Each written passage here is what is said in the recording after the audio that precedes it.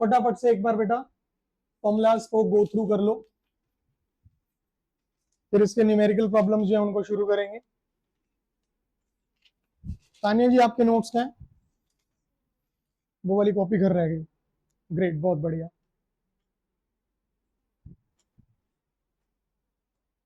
देखो बेटा सभी सामने ध्यान दो, एक बार फटाफट से रिकैप कर लेते हैं फॉर्मूलाज का। सबसे पहला फॉर्मूला आप लोग क्या ध्यान रखिएगा, यहां पर ईएमएफ।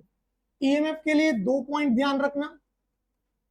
एक याद रखिएगा बेटा, अगर ओपन सर्किट है करंट 0, इस सिचुएशन के अंदर जो मैक्सिमम पोटेंशियल डिफरेंस होगा वही क्या कहलाएगा, हमारा ईएमएफ। कि भाई अगर सर्किट में कोई करंट नहीं है तो maximum potential difference will be termed as what, EMF. इसका एग्जांपल क्या रहा, अगर आप लोगों को याद हो, हम लोगों ने मार्केट से कोई भी एक सेल बाय किया, मान लो एवर रेडी, ड्यूरासेल, लिपो, कोई भी एक सेल खरीदा, ठीक, और उस सेल के ऊपर हमारे पास रीडिंग लिखी है 1.5 वोल्ट, और हमने अपने इस सेल को कहीं भी सर्किट में इस्तेमाल नहीं किया हुआ, कहीं कनेक्ट नहीं किया हुआ, तो ये 1.5 वोल्ट जो है वो इसका क्या होगा, मैक्सिमम पोटेंशियल डिफरेंस, और इसी को क्या कहा जाएगा बेटा, ईएमएफ। ध्यान रहेगा। फिर दूसरा केस आता था आपके पास क्लोज्ड सर्किट। क्लोज सर्किट में आपने ईएमएफ को क्या करा बेटा, this is work done in order to move the charge over a closed path, कि एक क्लोज्ड पाथ पे जब हम चार्ज को मूव कराएंगे, ठीक, तो ऐसा करने के लिए जो वर्क डन किया जाएगा वही क्या कहलाएगा, आपका ईएमएफ। पहला पॉइंट ध्यान रहेगा। फिर इसके बाद बेटा अगला पॉइंट आप लोग जो ध्यान रखिएगा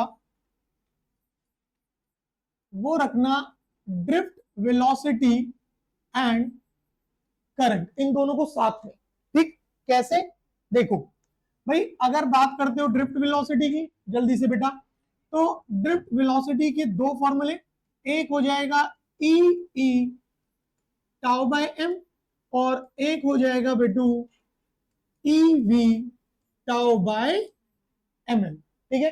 ये दोनों फॉर्मूला ध्यान रखना किसके, ड्रिफ्ट वेलोसिटी के।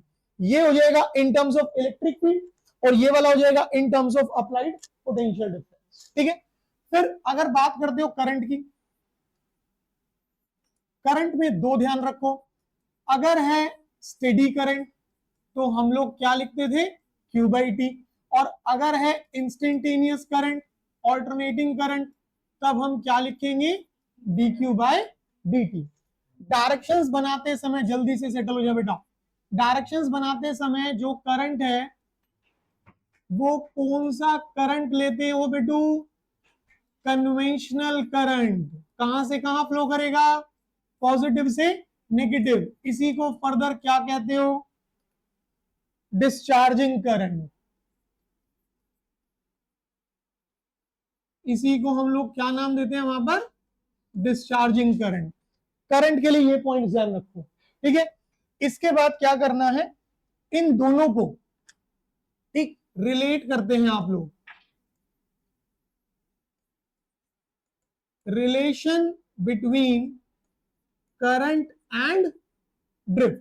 तो आपको याद रखना है रिलेशन क्या था, I is equal to N E A V D, इस तरीके से याद रहेगा सबको।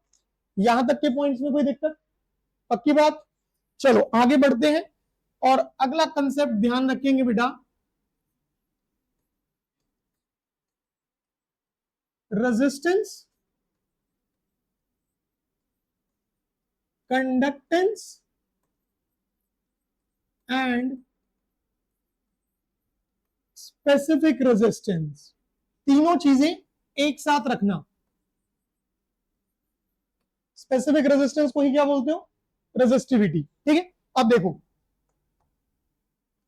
अगर रेजिस्टेंस की बात कर रहे हो तो हम कहते थे V is equal to I R, तो वहां से आपके पास R को क्या लिखा जाएगा, एक तो ये बन गया, और दूसरा जो कि बहुत ही इंपॉर्टेंट रिलेशन था, it is m l over n E square tau a, इस तरीके से। ठीक, फिर दूसरा अगर बात आती है कंडक्टेंस, तो conductance is represented by G and that is the reciprocal of resistance. आप इसे रिवर्स कर लो, तो जब रिवर्स करोगे तो आपके पास एक फॉर्मूला और हो जाएगा, एन ई स्क्वायर टाउ ए बाय एम एन, इस तरीके से। ठीक, और अगर बात आती है स्पेसिफिक रेजिस्टेंस की, तो एक फॉर्मूला तो रखें, rho is equal to r a by l, ये वाला। और दूसरा फॉर्मूला क्या ध्यान रखिए बेटा, that rho is equal to m over n E square tau, इस तरीके से। तो ये 3 point, resistance, conductance and specific resistance, ध्यान रहेगा सभी को। फिर इसके बाद अगला पॉइंट आप लोगों को क्या ध्यान रखना है बेटा, this is your conductivity.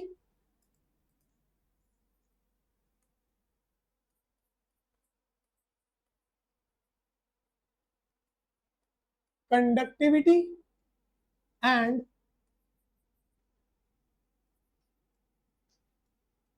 Current density, ये दो चीजें। अगर आप करते हैं कंडक्टिविटी, तो conductivity is the reciprocal of resistivity. और जैसे ही आप यहां वैल्यू पुट अप करते थे, तो आपके पास क्या बनता था बेटा, N E square tau by M, ये हो जाएगा। फिर इसी के साथ अगर बात आती थी करंट डेंसिटी, तो J is equal to how much, I by A. Vector quantity थी, तो आपने लिखा I by A into N cap. फिर आपने रिलेशंस बनाए अलग अलग, तो J is equal to I by A is equal to N E V D. और इसी को फर्दर लेकर के चले, तो ये सिग्मा के साथ रिलेट हो गया था, sigma is equal to, sorry, J is equal to sigma E. यहां पर आपने इसे लिखा वेक्टर फॉर्म में, सिग्मा ई एन कैप, और या फिर J vector is equal to sigma E vector. और इसी रिजल्ट को आपने क्या कहा था बेटा, vector form of Ohm's law, याद आया। ठीक, फिर इसके बाद आप लोग क्या ध्यान रखें बेटू, यहां पर the temperature coefficient of resistance, इसमें क्या बनता था, alpha is equal to change in resistance per unit original resistance and per degree Celsius rise in temperature. और अगर आप इसको फर्दर यूज करते हो, तो एक फॉर्मूला और था बेटा, R final is equal to R initial 1 plus alpha delta T. ये ज्यादा इंपॉर्टेंट है, ये न्यूमेरिकल्स में काम आएगा, ध्यान रहेगा सभी को। फिर इसके बाद आप लोग याद रखें बेटा, आज यूज भी होगा इसके लिए, this is electrical power, last class में ही पढ़ा है आपने। तो पावर का जनरल फॉर्मूला क्या तैयार करा, वी आई। यहां से आपने बना दिए दो फॉर्मूलाज, पहला बनाया power is V square by R, इसे कब लगाना है, पैरेलल में, मतलब कब, जब वोल्टेज क्या रहेगी, कांस्टेंट। और दूसरा power is I square R, इसे कब लगाना है आप लोगों ने, सीरीज में, जब क्या कांस्टेंट रहेगा, करंट। यहां पर पावर और रेजिस्टेंस कैसे वेरी करेंगे, इनवर्सली। और यहां पर पावर और रेजिस्टेंस कैसे वेरी करेंगे, डायरेक्टली। हो जाएगा सबका। तो आप लोगों को इस चैप्टर के फर्स्ट पार्ट के लिए ये सारे फॉर्मूलाज जो हैं वो अच्छे से टिप्स पर रखने हैं, ध्यान रहेगा सबको। तो चलते हैं हम पहले क्वेश्चन पे, सभी लोग ध्यान से पढ़ो बेटा, रीड करेंगे प्रॉपरली बेटू। नंबर ऑफ क्वेश्चन ज्यादा है, तो स्पीड मेंटेन करके रखनी है।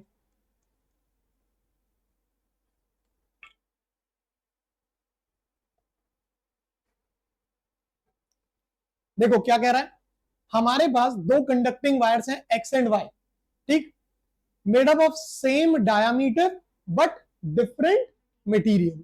अब आप सबसे पहले यहां से एक चीज हमेशा ध्यान रखो बेटा,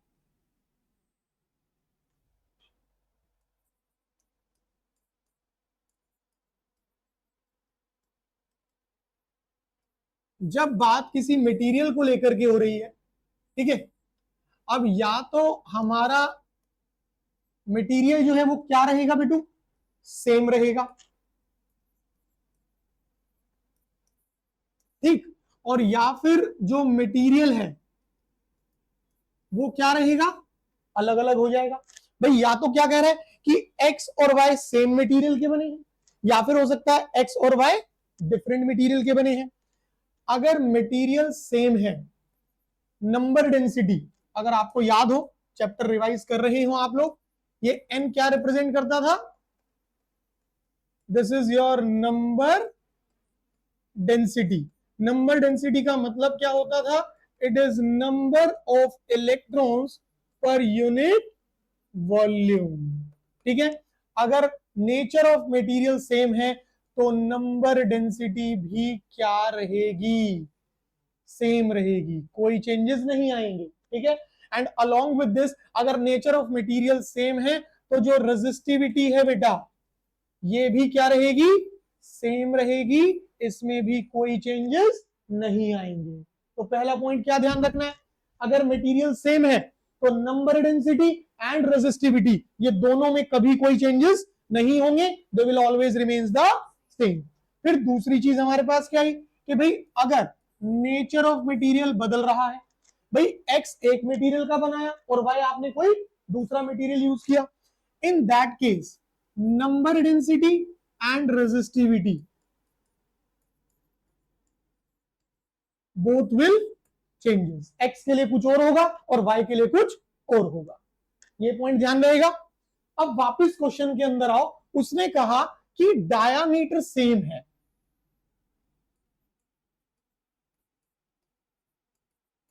अगर आपके पास डायामीटर सेम है इसका मतलब एरिया ऑफ क्रॉस सेक्शन दोनों का क्या हो गया, सेम हो गया, डन है। आगे चलते हैं, बट मटेरियल क्या है, अलग अलग। अगर मटेरियल अलग अलग है तो नंबर डेंसिटी और रेजिस्टिविटी दोनों ही क्या होंगे, अलग अलग होंगे।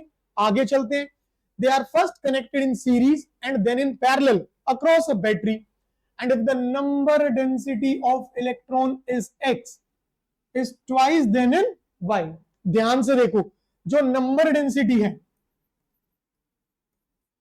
Number density in x is twice the number density in y, तो क्या मैं यहां से nx by ny 2:1 कर सकता हूं। अब ध्यान से देखो, क्वेश्चन में क्या था, डिफरेंट मटेरियल, अगर डिफरेंट मटेरियल तो नंबर डेंसिटी क्या होगी, हो रही है चेंज, क्लियर हुआ सबको। नाउ आगे बढ़ो, कहता है find the ratio of drift velocity, हमें किसका रेशियो पता करना है, ड्रिफ्ट वेलोसिटी का। तो बेटा जी आप ध्यान से समझिए, हम पहले क्या करते हैं, व्हेन कनेक्टेड इन सीरीज, हमने अपनी दोनों वायर्स को कैसे कनेक्ट कर लिया, सीरीज में। आप याद कीजिए, अगर सीरीज में है तो पोटेंशियल डिफरेंस क्या करेगा, वेरी करेगा, बट जो करंट है वो क्या रहेगा, सेम रहेगा, हाँ या ना। अगर करंट सेम है, सोचिएगा ध्यान से, हमने सीरीज में कनेक्ट करा और सीरीज में करंट क्या है, सेम, इसका मतलब हुआ कि current in x will be the current in Y, हाँ या ना। और हमें ड्रिफ्ट चाहिए, तो हमने एक रिलेशन पढ़ा, I is equal to N E A V D. तो मैं इसे अगर यहां इस्तेमाल करूं तो मैं लिख सकता हूं N E A V D for x is equal to N E A V D for Y. देखो सिंपल सी चीज, क्वेश्चन में क्या बोला, they are join in series, अगर सीरीज में है तो वोल्टेज क्या करेगी, बदलेगी, पर करंट क्या रहेगा, सेम। अगर करंट सेम है तो एक्स और वाई दोनों में करंट क्या रहेगा, बराबर रहेगा। करंट किसके बराबर है? NEA VD। तो NEA VD फॉर X और NEA VD फॉर Y दोनों क्या होने चाहिए? बराबर। अगर वैल्यू रखी जाए NX E will remain the same और एरिया क्या है? सेम है। तो NX EA drift velocity of X is equal to NY EA and drift velocity of Y। आपका ये हिस्सा खत्म हो जाएगा। तो आपके पास कितना बना? VDX by VDY is equal to NY by NX। Now ध्यान से देखो, ये रही रीडिंग NX बाय NY की, रेसिप्रोकेट करके यहां रख सकते हो। अगर रेसिप्रोकेट करके रखा जाए तो हमारे पास VDX ओवर VDY कितना हो जाएगा? 1:2। समझ आया? कर सकते हैं अच्छे से, पक्की बात है। बढ़े आगे। अगला पॉइंट, अब उसने आपसे कहा कि they are connected in parallel. भाई पहले कैसे करा था? सीरीज में। अब कैसे कर रहे हो? पैरेलल में। तो जब हम इन्हें पैरेलल में करेंगे, नाउ कनेक्टेड इन पैरेलल, तो याद करो पैरेलल में क्या होगा? पैरेलल में voltage will remains the same and current will very. हाँ या ना?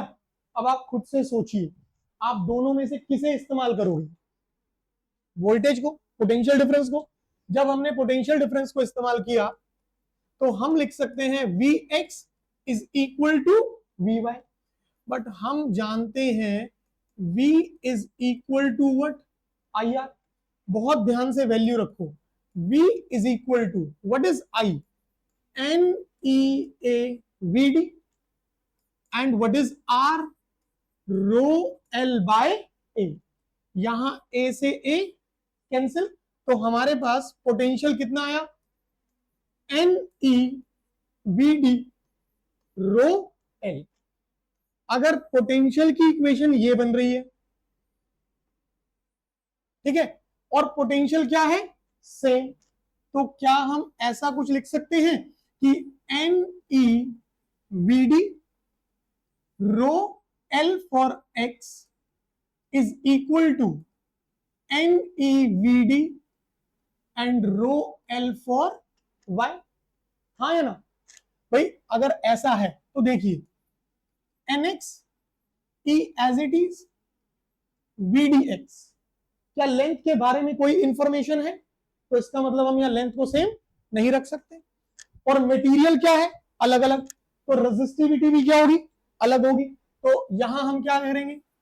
रो x l x is equal to, यहां पर आइए, NY E VDY rho Y and LY। ये करा। अगर देखा जाए E से E हटाओ, यहां से VDX over VDY will be, यहां कितना रह जाएगा आपके पास? NY rho Y and LY divided by, यहां से शिफ्ट करो बेटा, NX rho X and LX। But अगर आप ये देखें तो हमारे पास NX बाय NY कितना है? 2:1। रेसिप्रोकेट करके यहां रख दो, तो आपके पास कितना बनेगा?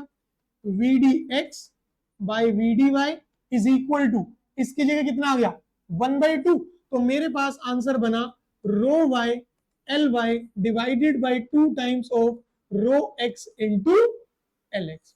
अब इन वैल्यूज का हम कुछ नहीं कर सकते क्योंकि क्वेश्चन के अंदर इनका कोई डाटा अवेलेबल नहीं है। उसने सिर्फ क्या कह रखा है? Different material.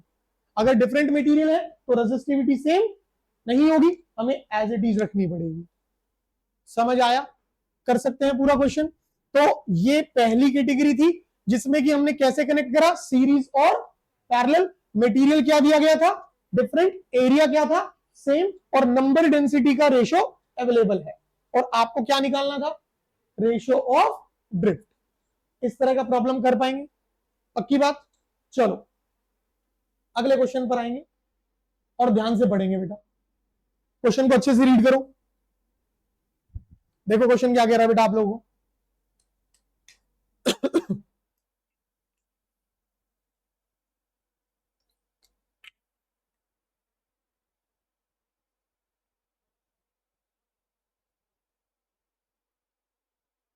पढ़ा बेटा सबने? देखो कहता है दो वायर है X and Y, have the same resistivity. अब सोचिए, क्योंकि रेजिस्टिविटी क्या दी गई है, सेम दी गई है। अगर रेजिस्टिविटी सेम है, इसका मतलब नेचर ऑफ मटेरियल क्या होगा, सेम रहेगा। और अगर नेचर ऑफ मटेरियल सेम है तो बेटा जी नंबर डेंसिटी भी क्या होगी, इसका मतलब nx बराबर, इनडायरेक्ट वे में उसने क्वेश्चन के अंदर हमें ये चीज दे दी है। बात समझ आई? पक्का?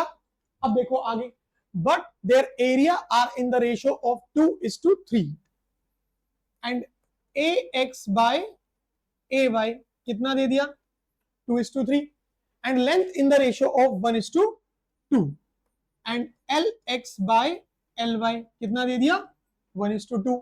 कहता है they are connected in series. आपने पहले इन्हें कैसे कनेक्ट करा बेटा, सीरीज में कनेक्ट करा, और इसके बाद कैसे करा, पैरेलल में, and determine the ratio of drift velocity. फिर से वही कंसेप्ट जाएगा भाई। अगर हम लोगों ने कनेक्टेड इन सीरीज की बात करी, बेटा देखो रिपीट हो रहा है, ध्यान से समझो। अगर सीरीज है तो करंट क्या रहेगा, सेम, और पोटेंशियल क्या करेगा, वेरी कर जाएगा। आप दोनों में से किसे इस्तेमाल करने वाले हो, करंट को। तो भाई क्योंकि करंट आपका सेम है, और करंट किसके बराबर जाता है, N E A V D. और अगर आप इसे यहां इस्तेमाल कर दो तो N E A V D for X will be equal to N E A V D for Y. भाई दोनों के लिए क्या रहेगा, सेम रहेगा। अगर दोनों के लिए सेम रहेगा तो एन ई ए एक्स, भाई ध्यान से अगर देखा जाए तो आपके पास मटेरियल सेम होने से नंबर डेंसिटी क्या हो गई, सेम। हम दोनों जगह एन एज इट इज रखेंगे। E इज एलिमेंट्री चार्ज, नहीं बदलेगा, एरिया का इंफॉर्मेशन है। सो क्या करा, a x v D x as it is यहां पर आओ, एन वाई ई ए वाई, ये बेटा यहां एन वाई नहीं, यहां सिर्फ क्या रखेंगे, N E A Y and V D Y. दोनों तरफ से एन ई और एन ई कैंसिल हो जाएगा, और आपके पास कितना बनेगा, V D X over V D Y is equal to what, A Y by A X. अब ध्यान से देखो, what is A Y by A X, 3/2। तो इसका मतलब हमारा रिक्वायर्ड रेशियो कितना हो जाएगा, 3:2।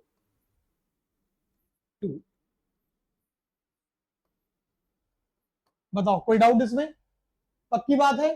तो ये तो कौन सा केस हो गया, जब हमने कैसे कनेक्ट किया हुआ है, सीरीज में। अब कौन सा केस करना है, व्हेन कनेक्टेड इन पैरेलल। तो जब पैरेलल की बात आई,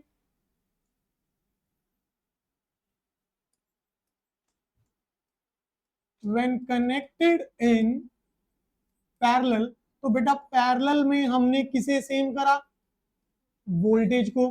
फिर V की जगह आपने क्या कर दिया, IR।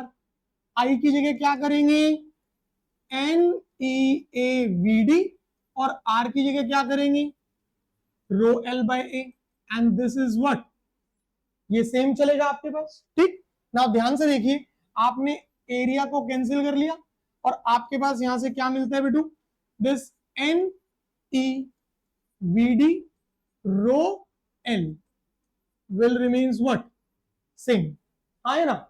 अब ध्यान से देखो, आपके पास नंबर डेंसिटी क्या चल रही है, सेम। E की वैल्यू क्या रहेगी, सेम। रेजिस्टिविटी भी क्या है, सेम। अगर मैं इन सबको शिफ्ट कर देता हूं तो मेरे पास VDL will becomes what, constant, हाँ है ना। तो मैं यहां से कह सकता हूं कि VD is inversely to L। जो ड्रिफ्ट है वो लेंथ के साथ कैसे वेरी कर रहा है, इनवर्स। अगर इनवर्स वेरी कर रहा है तो VDX over VDY over VDY will be LY by LX। ध्यान से देखो, x बाय वाई गिवन है 1:2, तो रेसिप्रोकेट होकर कितना हो जाएगा, तो आप यहां कितना कर सकते हैं, 2:1। समझ आया या नहीं, पक्का कर पाएंगे अच्छे से, गड़बड़ तो नहीं करेंगे इसमें। चलिए अगली प्रॉब्लम पर आइए बेटा, और क्वेश्चन को ध्यान से पढ़ो, प्रॉपरली रीड करो क्वेश्चन क्या कह रहा है आप लोगों को।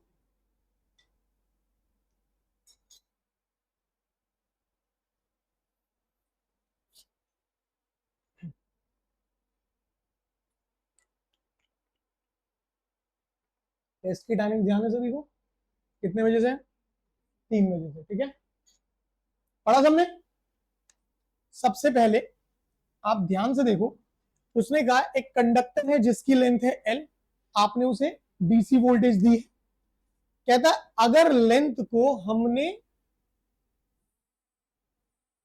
स्ट्रेच करके, ठीक है, कितना कर दिया है, 3 गुना बढ़ा दिया है, ठीक, और वोल्टेज को क्या रखा गया, कांस्टेंट। अब ध्यान रखिएगा, अगर उसको स्ट्रेच कर रहे हो तो जब लेंथ बढ़ेगी तो जो उसकी थिकनेस है, जो उसका एरिया है, क्या वो सेम रहेगा, विल गेट चेंज, ठीक। सबसे पहले इस पॉइंट को रिजॉल्व कर लो। कैसे करना है देखो, आपको क्वेश्चन में अवेलेबल है कि जो नई लेंथ है वो कितनी कर दी गई, 3 गुना करी, बट आपके पास जो वॉल्यूम है उसमें तो कोई चेंज नहीं आएगा। अगर आप उस वायर को स्ट्रेच कर रहे हो तो वॉल्यूम क्या रहेगा आपके पास, फिक्स रहेगा। अगर वॉल्यूम फिक्स है तो बेटा volume can be written as what, area into length. तो एरिया इनटू लेंथ भी क्या रहेगा आपका, सेम रहेगा। तो हम कह सकते हैं नए वाला इज इक्वल टू ओरिजिनल वाला। भाई जो नया वॉल्यूम होगा और जो ओरिजिनल वॉल्यूम होगा वो क्या रहेंगे, सेम। तो यहां से A dash L dash is equal to AL. Now A dash as it is. What is L dash? 3L and this is AL. Now L से L cancel. तो नया area will becomes how much? 1/3. Length 3 गुना बढ़ जाएगी but area जो है वो कितना हो जाएगा, वो 1/3 हो जाएगा। ये पॉइंट ध्यान रहेगा। अब इस दौरान उसने आपसे कहा how will drift velocity of electron और दूसरा रेजिस्टेंस विल गेट इफेक्टेड। तो सबसे पहले आप ध्यान से देखिए इक्वेशन ऑफ ड्रिफ्ट वेलोसिटी।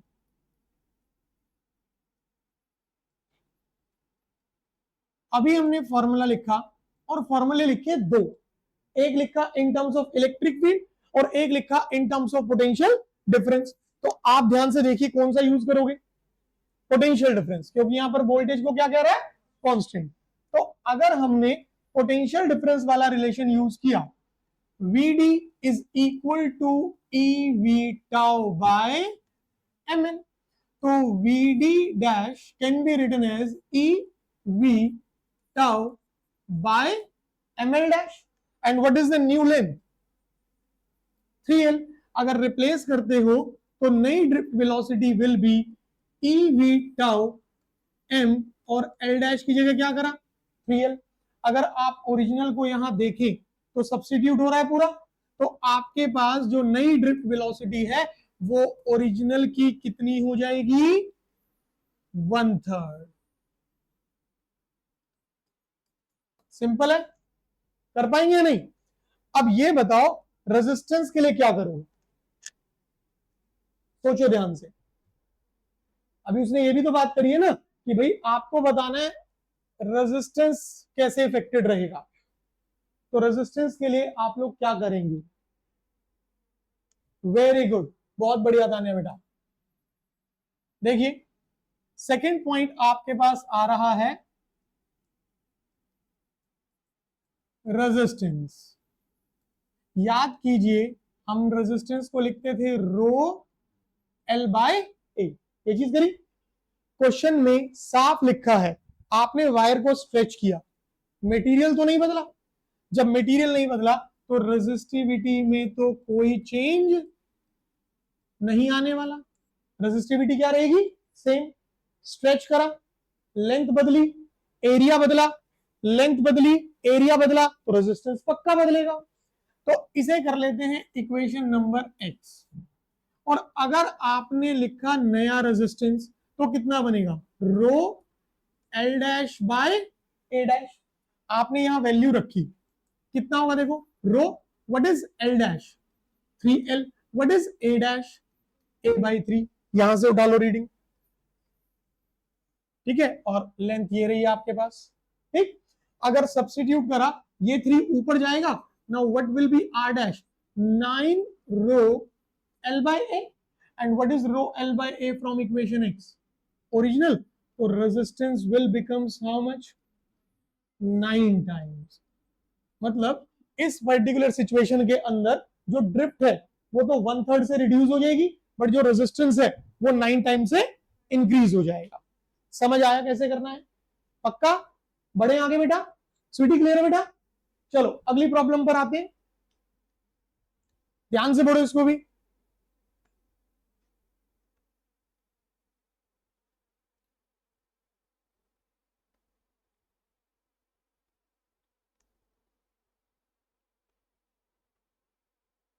भाई आप लोगों से जो वेरिएशन पूछा है कि जो चेंजेस आएंगे वो किस में पूछे हैं, ड्रिफ्ट वेलोसिटी में।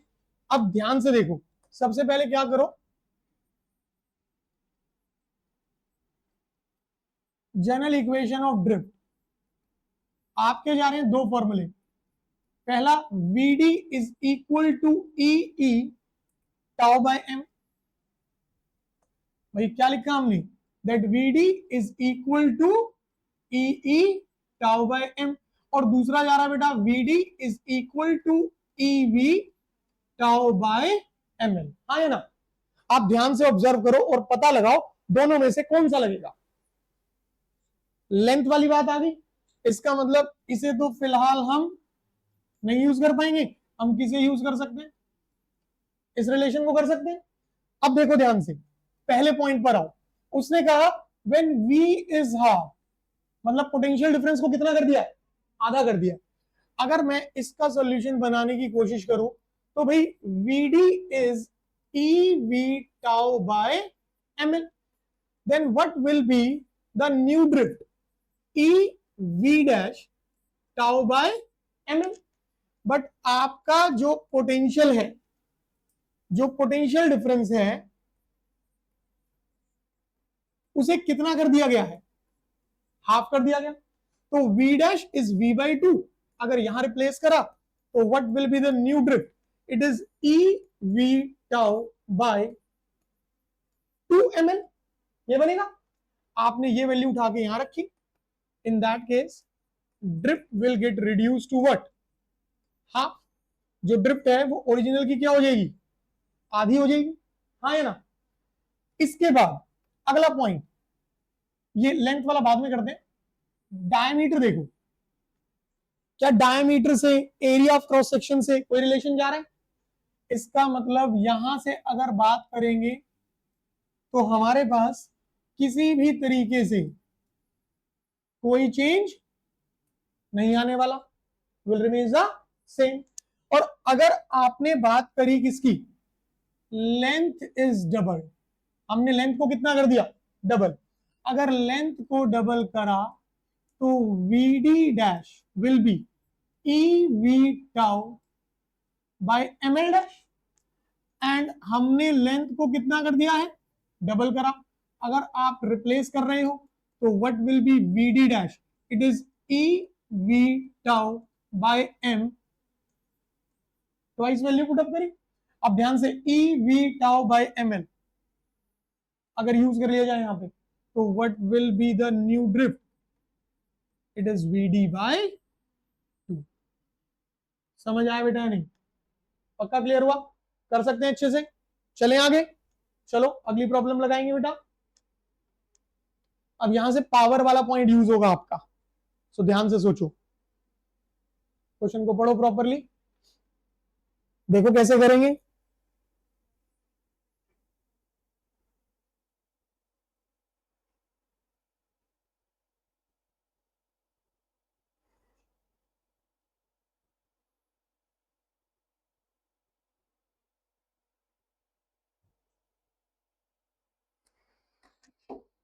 पढ़ा सबने? ध्यान से समझो। अच्छा, इस तरह की प्रॉब्लम एमसीक्यू में मिलेंगी। अभी जो आगे लगभग हम 4-5 क्वेश्चंस करेंगे, उस कैटेगरी के क्वेश्चंस जो है वो बेसिकली आपके एमसीक्यू में जाएंगे। ठीक है, कहता है दो इलेक्ट्रिक बल्ब्स हैं, उनकी रेटिंग्स गिवन है बेटा, 100 what, 220 volt and 1000 what, 220 volt. अगर आप ध्यान से देख पा रहे हो रीडिंग्स को, तो मुझे एक चीज साफ नजर आ रही है कि जो मेरा बल्ब एक्स है, मान लो ये वाले बल्ब को मैंने एक्स कंसीडर कर लिया और ये वाले बल्ब को मैंने वाई कंसीडर कर लिया, दोनों में वोल्टेज कितनी है? सेम चल रही है। ठीक, सो सबसे पहली चीज, पोटेंशियल डिफरेंस क्या चल रहा है हमारा? सेम। अगर पोटेंशियल डिफरेंस सेम है, पावर का कौन सा फॉर्मूला जाएगा? वी स्क्वायर बाय, दो फॉर्मूले लिखे थे हमने, एक लिखा था आई स्क्वायर आर और दूसरा लिखा था वी स्क्वायर बाय आर। तो यहां से हमें पता लग गया फॉर्मूला कौन सा जाने वाला है। देन आगे देखो, कहता है विच बल्ब हैज हायर रेजिस्टेंस, किस बल्ब का रेजिस्टेंस ज्यादा होगा? यहां से आपको साफ नजर आ रहा है power is inversely to resistance. गौर से देखो, पहले बल्ब की पावर 100 वॉट और दूसरे की 1000 वॉट, तो हमारे पास power of x is less than power of y, और जिसकी पावर कम है उसका रेजिस्टेंस ज्यादा, तो resistance for x is greater than the resistance for y. मतलब फिलहाल आपको कोई कैलकुलेशन लगाने की जरूरत नहीं है, जस्ट ऑब्जर्व करो, फाइनल आंसर मिल जाएगा। कोई दिक्कत इसमें? देन विमल थोड़ा सा पढ़ाई में ध्यान बेटा। कहता है what is the ratio of the resistances, resistances का रेशियो क्या होगा? एक बात ध्यान से देखो, जब तुम्हारा फॉर्मूला ये जा रहा है जिसमें कि वोल्टेज क्या है सेम, रेशियो लेते समय वोल्टेज तो कैंसिल हो जाएगी, तो जो रेशियो बचेगा वो रेजिस्टेंस के हिसाब से होगा, और दोनों का वेरिएशन कैसा है? इनवर्स। तो क्या हम लोग अपने क्वेश्चन के बी पार्ट में ऐसा कुछ कर सकते हैं, power x by power y is equal to resistance y over resistance x? किसका रेशियो निकालना है? रेजिस्टेंस का। तो यहां से क्या कर सकते हो, resistance x by resistance y, power y by power x। तो resistance x by resistance y, power y कितनी? 1000 और x कितनी? 100। तो आपका फाइनल आंसर कितना हो जाएगा? 10:1। समझ आया? पक्का क्लियर हुआ अच्छे से? बढ़े अगले पर। चलो अगली प्रॉब्लम पर आओ बेटा, ध्यान से पढ़ो। पहले ये बताओ क्वेश्चन समझ आ रहे हैं अच्छे से? कोई दिक्कत तो नहीं हो रही? पक्की बात? चलो पढ़ो क्वेश्चन ध्यान से और देखो कैसे करोगे।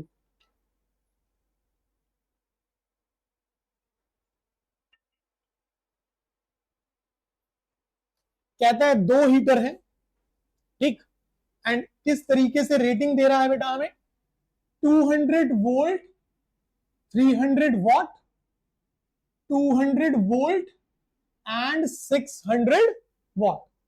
फिर से क्या नजर आ रहा है? अगर ध्यान से देखा जाए तो दोनों के लिए जो वोल्टेज रेटिंग है वो क्या चल रही है? सेम। ठीक, आगे बढ़ते हैं। If the heaters are connected in series, हमने दोनों हीटर्स को कैसे कनेक्ट करा? सीरीज में। And the combination is connected to 200 volt, और उस कॉम्बिनेशन को हमने कैसे कनेक्ट कर दिया? 200 वोल्ट के against. Which heater will produces more heat, तो कौन सा हीटर जो है वो ज्यादा हीट प्रोड्यूस करेगा? समझना ध्यान से भाई। ले लेते हैं हम लोग अपना पहले एक्स। एक्स को अगर देखा जाए तो वोल्टेज रेटिंग फॉर एक्स कितनी है? 200 volt. And power rating for x कितनी है बेटा? 300 वोल्ट। इसी तरीके से अगर वाई के लिए मेंशन करा तो वोल्टेज रेटिंग कितनी है वाई की? दिस इज 200 वोल्ट और पावर रेटिंग कितनी है वाई की 600 वोल्ट। अगर मैं यहां ऑब्जर्व करूं तो मेरे पास वोल्टेज क्या चल रही है कांस्टेंट चल रही है। वोल्टेज कांस्टेंट चल रही है तो power is V square by R, मतलब पावर जो है वो रेजिस्टेंस के साथ कैसे वेरी करेगी इनवर्स। ध्यान से देखो पावर जो वाई की है वो ज्यादा, ये हमने यहां वोल्ट नहीं क्या आएगा बेटा दोनों ही जगहों पर वॉट, 300 वॉट 600 वॉट, ठीक है ना। यहां आपके पास पावर ज्यादा है और यहां पावर कम, वेरिएशन कैसा इनवर्स, जहां पावर कम वहां रेजिस्टेंस, तो power of x is less than the power of y. अगर ये पॉइंट आपने यहां इंप्लीमेंट कर लिया तो फिलहाल हमारे पास आ गया resistance of x is greater than resistance of y. हमने ये इंफॉर्मेशन कलेक्ट करी। अब उसने क्या कहा, कहता है इन दोनों को आपने कैसे जोड़ा सीरीज में, समझना बेटा ध्यान से। नाउ कनेक्टेड इन सीरीज, ये रहा मेरा हीटर एक्स और ये रहा मेरा हीटर वाई, दोनों को हमने कैसे जोड़ लिया सीरीज में। सीरीज में जोड़ने के बाद आपने जो वोल्टेज दी है कितनी दी है 200 वोल्ट, भले ही वोल्टेज अभी भी क्या है परंतु कनेक्ट कैसे कर रहे हो, तो अब यहां वोल्टेज अलग होगी और यहां वोल्टेज अलग होगी, हाँ या ना भाई। सीरीज कॉम्बिनेशन का कैरेक्टरिस्टिक क्या होता था, voltage will very and current will remains the same, हाँ या ना। इसका मतलब अब जो परिस्थिति है इसमें दोनों हीटर के लिए वोल्टेज सेम नहीं रहेगी, दोनों हीटर्स के लिए कौन सेम रहेगा करंट सेम रहेगा, हाँ या ना। और अगर करंट सेम है तो what is the formula for power, it is I square R. Requirement किसकी है हीट, समझो power can be written as what work done by time is I square R, T को शिफ्ट करो so work done will be I square RT and this work done will stored as what heat, class 10 Joule's law of heating। तो हमारे पास यहां से पता लगा कि heat के लिए अगर सीरीज में कनेक्टेड है तो क्या यूज होगा I square RT। भाई करंट कांस्टेंट हो गया तो फॉर अ गिवन टाइम, एक गिवन टाइम के लिए जो हीट होगी वो रेजिस्टेंस के साथ कैसे वेरी करेगी डायरेक्टली, जिसका रेजिस्टेंस ज्यादा है उसमें हीट भी ज्यादा, पैरेलल में नहीं होगा ऐसा, ऐसा सिर्फ कब है सीरीज में। तो भाई आपके पास ये डायरेक्ट वेरिएशन है, आपने इस पॉइंट को यहां इंप्लीमेंट करा तो heat in x will be more as compare to y. समझ आया है नहीं, क्वेश्चन को ध्यान से पढ़ के रीडिंग्स पकड़नी है फिर कंडीशन समझ के इंप्लीमेंट करना है, कर सकते हैं अच्छे से। बढ़े आगे बेटा, चलो अगली प्रॉब्लम पर आओ, ध्यान से पढ़ो।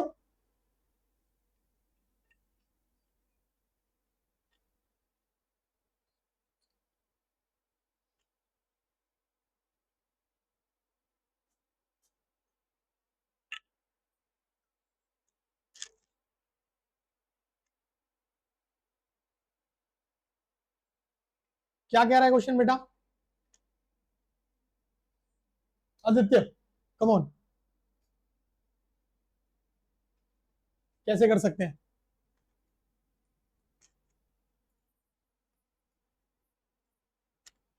कहता है दो वायर हैं, दोनों के डायमेंशंस क्या है same and resistance depends on what dimensions, length and area of cross section, हाँ या ना। जब लेंथ सेम है एरिया सेम है तो रेजिस्टेंस भी क्या रहेगा सेम रहेगा। चलो आगे देखते हैं।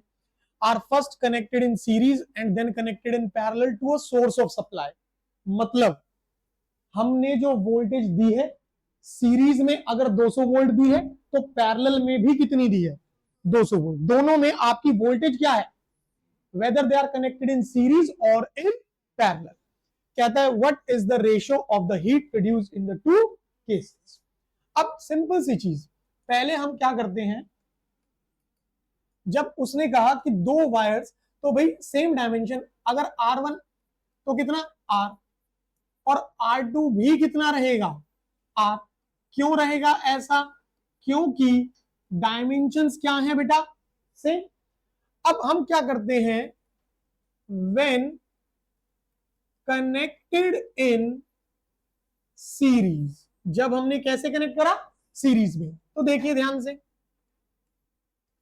आपने ये दोनों को कनेक्ट कैसे कर दिया, सीरीज में, और आप लोगों ने voltage supply they the V। Now in this case what about the net resistance, it is R1 plus R2, तो नेट रेजिस्टेंस कितना बनेगा, 2R। बात है सेम वोल्टेज दे रहे हैं दोनों केसेस में, ठीक है। क्या कह रहा है वो, दोनों केसेस में क्या सेम दे रहे हो, वोल्टेज। तो इसका मतलब जब हीट का फॉर्मूला मैं बनाऊंगा तो वो करंट की टर्म्स में नहीं, किसकी टर्म्स में बनाना पड़ेगा, वोल्टेज की टर्म्स में। अब वोल्टेज की टर्म्स में जब हमें जाना है तो हमने क्या करा कि भाई power is equal to V square by R, ये चीज करी। अगर power V square by R है और पावर को कर दो W बाई T, तो this will be equal to V square by R, so W will be how much, V square T by R। और यही वर्क डन किसका काम करेगा, हीट का। तो इन टर्म्स ऑफ पोटेंशियल आपका हीट का फॉर्मूला क्या बना, V square T by R। बात समझ आई।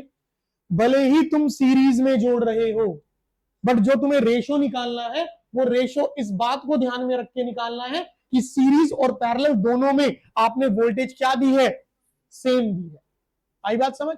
तो अगर आपका नेट रेजिस्टेंस इतना है तो heat in case of series, formula हो गया, तो क्या लिखोगे, V square T by the resistance in series, तो कितना बन गया, V square T and divided by 2R।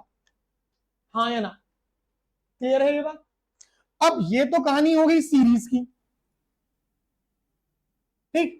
अब हम क्या करते हैं, व्हेन कनेक्टेड इन पैरेलल, जब आपने पैरेलल में कनेक्ट करा तो what will be the net resistance, दोनों का प्रोडक्ट डिवाइडेड बाय दोनों का सम, यही फॉर्मूला लगेगा।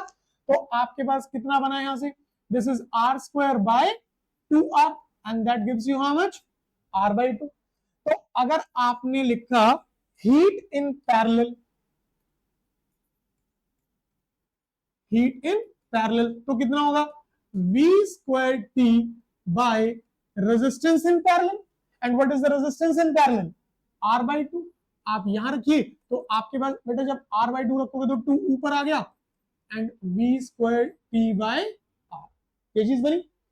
इसको कर लेते हैं इक्वेशन नंबर 2, हाँ या ना।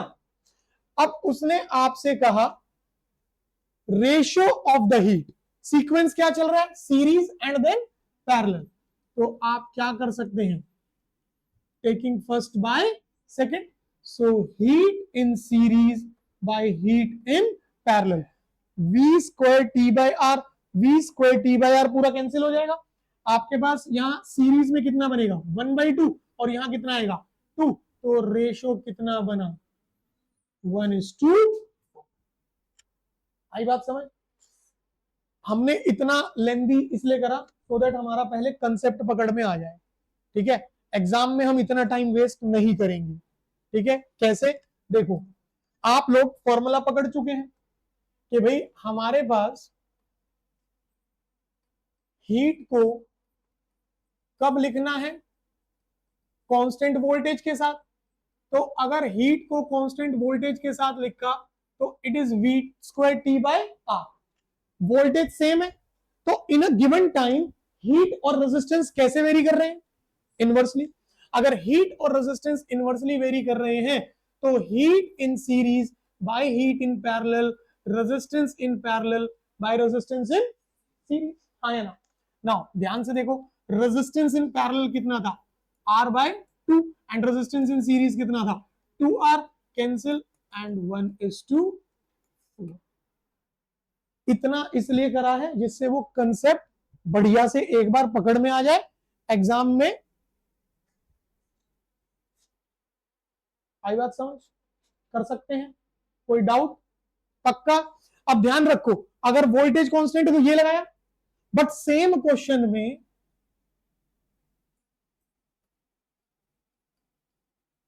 सेम प्रॉब्लम में अगर हमारा क्या कांस्टेंट हो जाता, करंट, तो हीट का कौन सा फॉर्मूला लगाना था, I²RT। तो जब करंट कांस्टेंट हो गया तो गिवन टाइम में हीट और रेजिस्टेंस कैसे हो जाएंगे, डायरेक्टली। तो फिर आप करते heat in series, heat in parallel, तो resistance in series over resistance in, resistance series कितना और यहां से कितना, ये कैंसिल करते, आपका आंसर कितना हो जाता, 4:1। आई बात समझ? कर सकते हैं अच्छे से? चलो अगली प्रॉब्लम पर आओ बेटा, क्वेश्चन को ध्यान से पढ़ो, अच्छे से रीड करो उसको। क्वेश्चन क्या कह रहा है आप लोगों को, ध्यान से देखेंगे बेटा।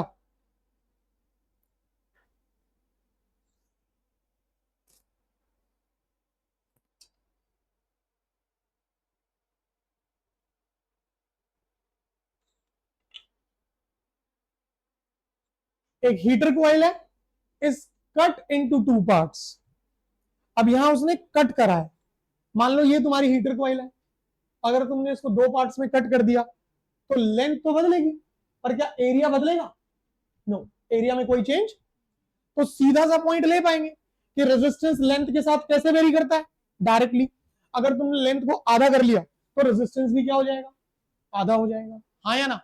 तो देखो, कहता है अ heater coil is cut into 2 parts and only one of them is used in the heater. हमने 2 पार्ट में कट करा, ठीक है। सो बना लेते हैं इसको एक बार।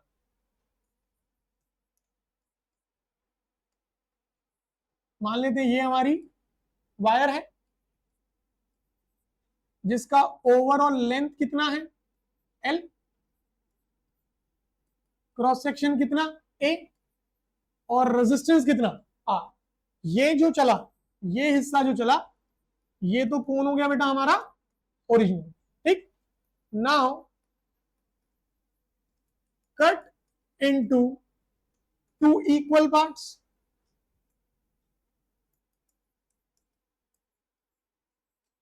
टू इक्वल पार्ट्स, आपने 2 पार्ट्स बना दिए। जब 2 पार्ट्स बना दिए तो length L/2, length L/2, but area still remains the same. तो नया रेजिस्टेंस R/2, नया रेजिस्टेंस R/2, और कह रहा है only one of them is used.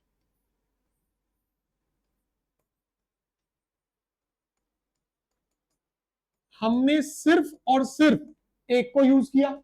अब आगे की condition, what is the ratio of heat produced by this half coil, इससे जो हीट प्रोड्यूस होगी to the original, to the original, if voltage is kept constant.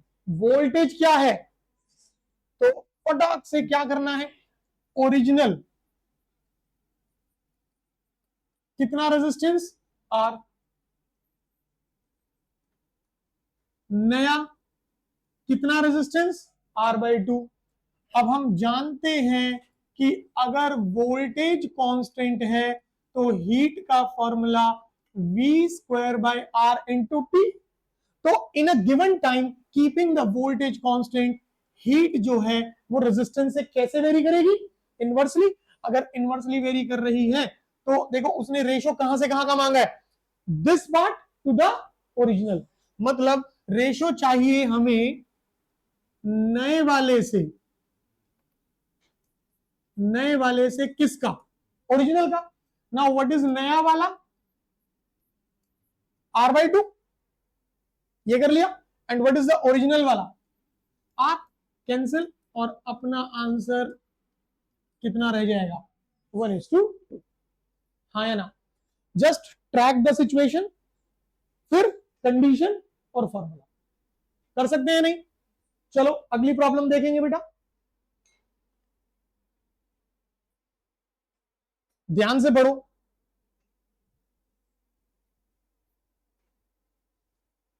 और implement करने की कोशिश करो। नहीं बेटा बर्तन नहीं गिराने हैं, गंदी बात। महिमा गुस्सा कर रही है बेटा, बोतल खाली हो गई है। ओहो, मेरी भी खाली होगी, फेंक के मार। पढ़ो क्वेश्चन कैसे करेंगे बेटा, ध्यान से देखो। Two heater coils made up of, मतलब रेजिस्टिविटी, नंबर डेंसिटी। चलो आगे बढ़ते हैं। Are connected in parallel across the means, हमने दोनों को कैसे कनेक्ट करा है? पैरेलल में कनेक्ट करा है। अगर पैरेलल में कनेक्ट करा है तो दोनों की दोनों वायर्स के लिए वोल्टेज क्या रहने वाली है? सेम रहने वाली है। हाँ या ना?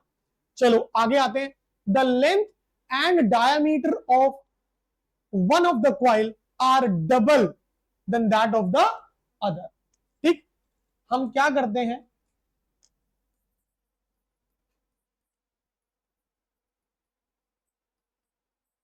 अगर वायर एक्स है, वायर एक्स के लिए मैंने लेंथ ले ली एल और एरिया बोल रहा है डायमीटर, और डायमीटर ले लिया है हमने D. In that case resistance of the wire x rho L by A. Now rho L, what is area? Pi D square by 4। मैंने कहा पाई आर स्क्वायर, और रेडियस में करेंगे डी बाई 2, तो कितना हो गया? पाई डी स्क्वायर बाय 4। यहां से कितना बना? 4 rho L by pi D square.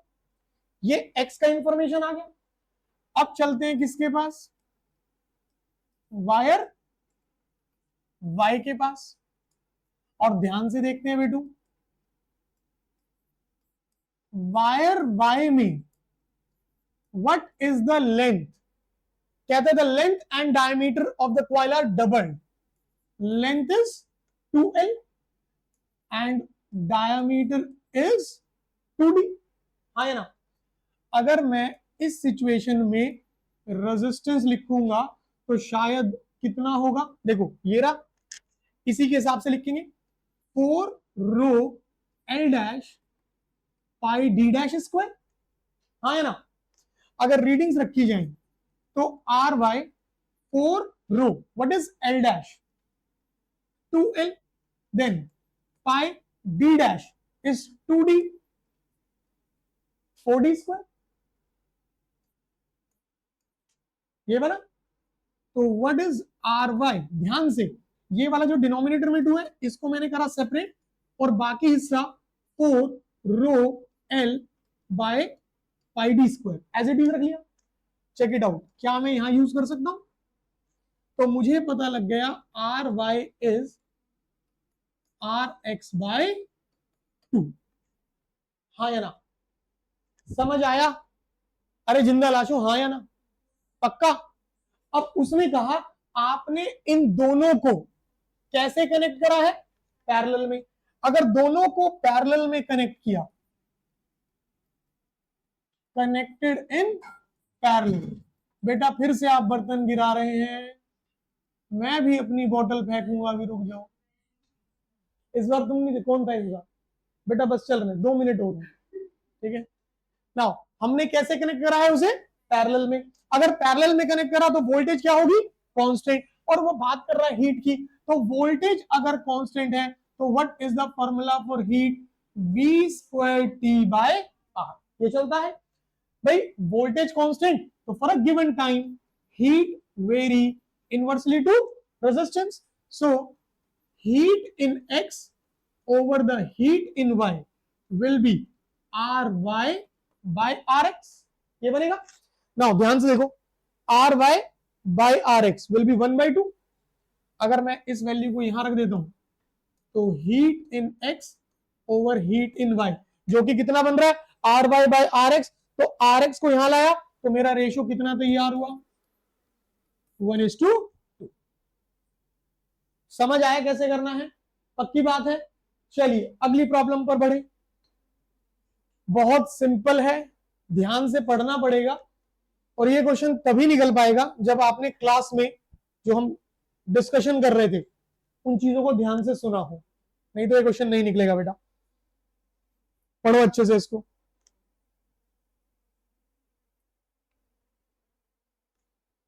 कहता है दो वायर्स हैं, दोनों का रेजिस्टेंस क्या है, सेम, और दोनों की लेंथ भी क्या है, same, but one made up of copper. Now here's the hint, एक बनी है कॉपर की, दैट इज अ मेटल, और दूसरी बनी है यूरेका की।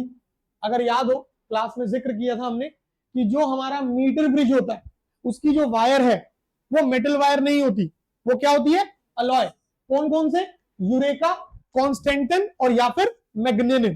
ठीक, तो ये आपके पास क्या है बेटा, अपना अलॉय है। ठीक, और याद करो हमने बताया था अलॉय की रेजिस्टिविटी क्या होती है, ज्यादा।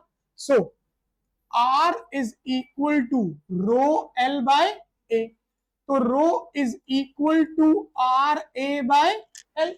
रेजिस्टिविटी को अगर रेजिस्टेंस और लेंथ फिक्स करके देखा जाए तो वो फिलहाल कैसा वेरिएशन दिखा पा रही है, इसका मतलब जिसकी रेजिस्टिविटी ज्यादा होगी उसका एरिया, ये हमारे पास कॉपर है, यहां पे रेजिस्टिविटी नहीं, ठीक है, resistivity of alloy is greater than that of metal, तो आपके पास area of alloy will be greater than that of metal.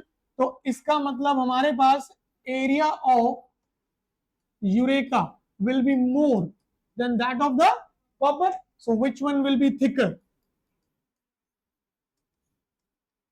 कौन सी वायर ज्यादा थिक होगी, यूरेका वाली थिक होगी। समझ आया कैसे करना है, पक्का। चलो अगली प्रॉब्लम पर आओ। This is involving the concept of temperature coefficient of resistance। ध्यान से पढ़ो।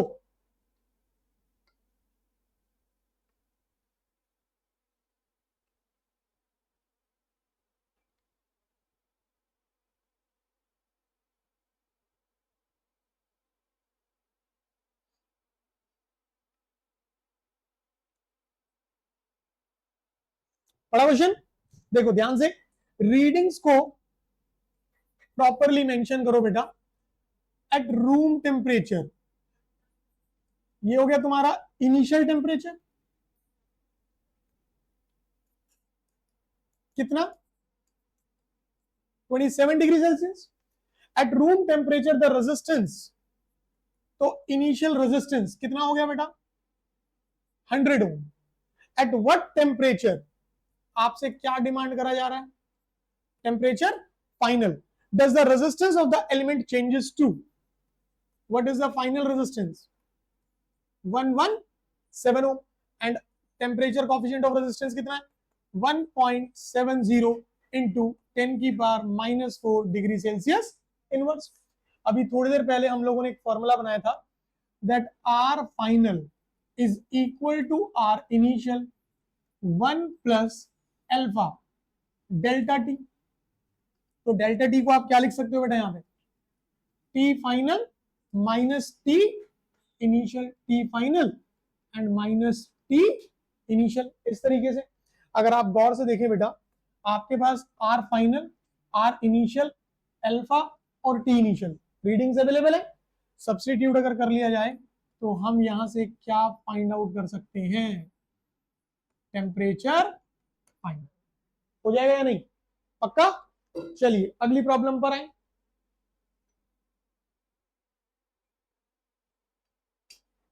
इस क्वेश्चन को बहुत ध्यान से करना पड़ेगा।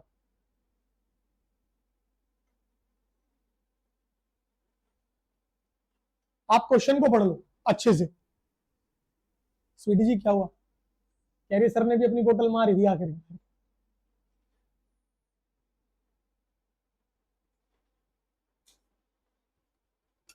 पढ़ा क्वेश्चन? क्वेश्चन को करने से पहले आप याद कीजिए, इक्वेशन ऑफ डिस्चार्जिंग कहती है V is equal to E minus IR, ऐसा कुछ होता है। What is this V? This is terminal potential difference. Terminal potential difference का मतलब क्या हुआ? आप कह सकते हैं टर्मिनल पोटेंशियल डिफरेंस वो पोटेंशियल डिफरेंस है जो कि बैटरी और सेल के टर्मिनल्स में मिलेगा।